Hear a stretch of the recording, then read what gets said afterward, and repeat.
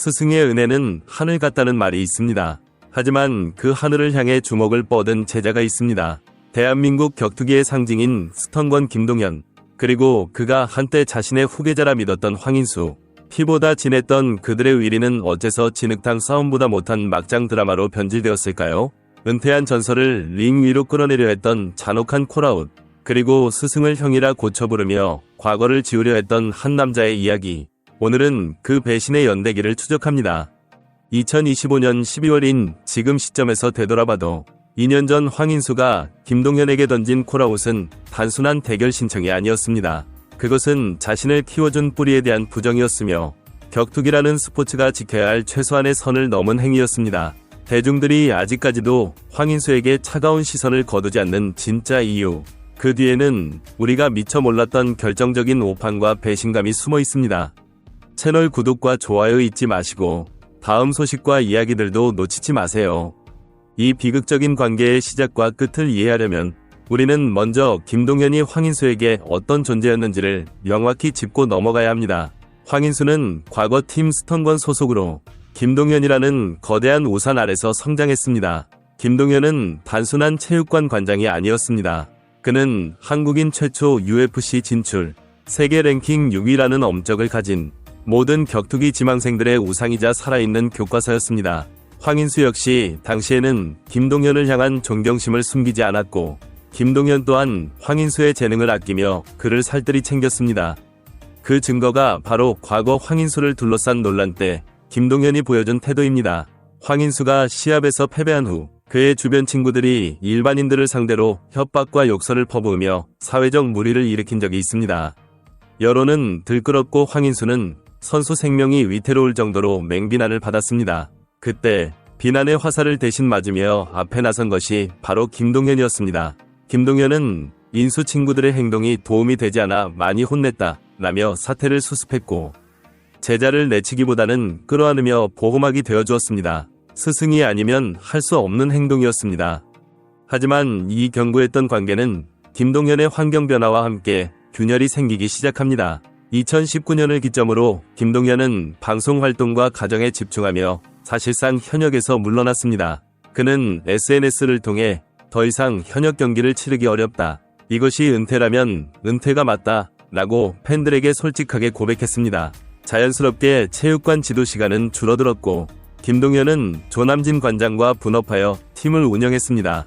하지만 오직 김동현 하나만을 보고 들어온 황인수 입장에서는 스승의 부재가 방치로 느껴졌을 수도 있습니다. 결국 황인수는 팀을 떠났고 김동현은 선수부 해체라는 결과에 대해 책임을 통감하고 사과했습니다. 여기까지는 지도자와 선수가 겪을 수 있는 아프지만 흔한 이별 과정이었습니다. 진짜 문제는 그 이후 황인수가 독자 노선을 걷기 시작하며 보여준 태도 변화에 있습니다. 2023년 로드FC 챔피언 자리에 오른 황인수는 돌연 은퇴한 지 6년이 지난 40대 김동현을 콜아웃합니다. 마미킹과 붙고 싶다. 격투기 팬들은 충격에 빠졌습니다. 전성기를 달리는 현역 챔피언이 이제는 방송인으로 살아가는 은퇴한 스승을 도발하는 그림은 스포츠맨십과는 거리가 멀었기 때문입니다. 더욱이 대중을 분노하게 만든 건 황인수의 인터뷰였습니다. 그는 사람들이 자꾸 스승과 제자라고 하는데 동현이 형은 내 스승이 아니다.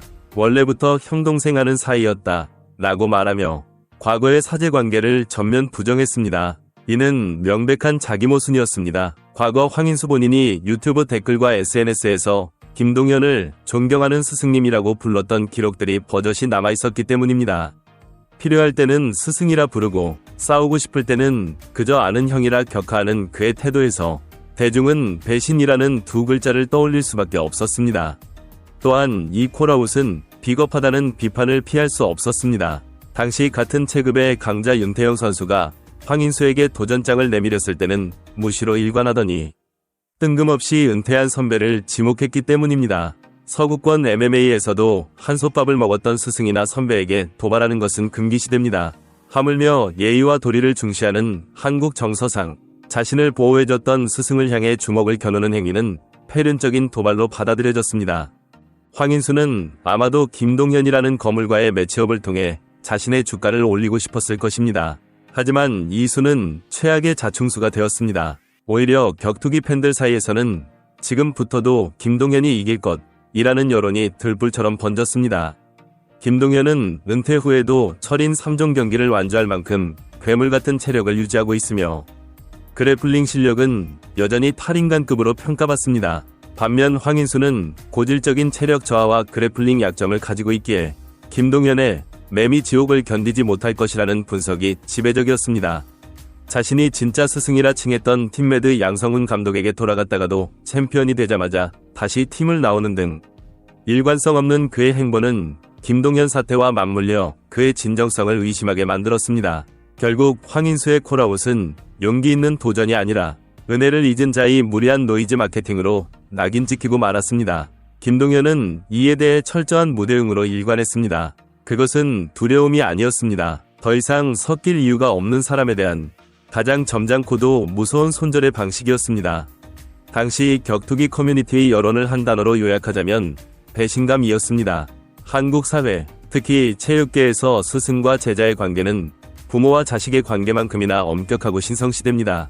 하지만 황인수의 발언은 이 불문율을 정면으로 깨뜨렸습니다. 네티즌들은 자신이 힘들 때 막아준 사람에게 칼을 꽂았다.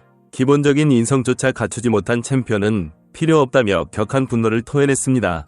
팬들이 가장 실망한 지점은 단순히 대결을 신청했다는 사실이 아니라 자신의 과거를 부정하고 은인을 깎아내리면서까지 관심을 구걸했던 그 비겁한 태도에 있었습니다. 이는 단순한 안티팬의 생성을 넘어 기존 황인수를 응원하던 콘크리트 지지층 마저 등을 돌리게 만든 결정적 계기가 되었습니다.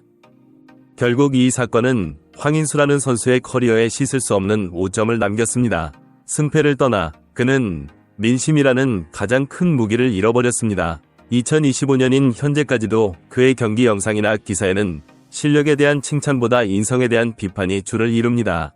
스승을 버린 잘 아는 꼬리표는 그가 아무리 화려한 KO승을 거두더라도 따라다니는 그림자가 되었습니다. 반면 침묵으로 일관하며 대인의 풍모를 보여준 김동현은 오히려 역시 멘탈도 월드클래스라는 찬사를 받으며 호감도가 더욱 상승하는 결과를 낳았습니다. 황인수의 도발은 김동현의 의상을 무너뜨리기는커녕 오히려 그가 왜 레전드로 불리는지를 역설적으로 증명해준 셈이 되었습니다. 2025년인 지금 우리는 이 사건을 통해 중요한 교훈을 얻습니다. 챔피언 벨트는 허리에 두르는 것이지만 존경은 가슴에서 우러나오는 것입니다. 황인수는 힘을 과시하려다 명분을 잃었고 김동현을 이기려다 자신의 과거까지 부정하는 실수를 범했습니다. 링 위에서의 승패보다 더 중요한 것은 사람으로서의 도리라는 것을 이 씁쓸한 드라마가 보여주고 있습니다. 과거의 스승을 적으로 돌려서라도 얻고 싶었던 것은 과연 무엇이었을까요?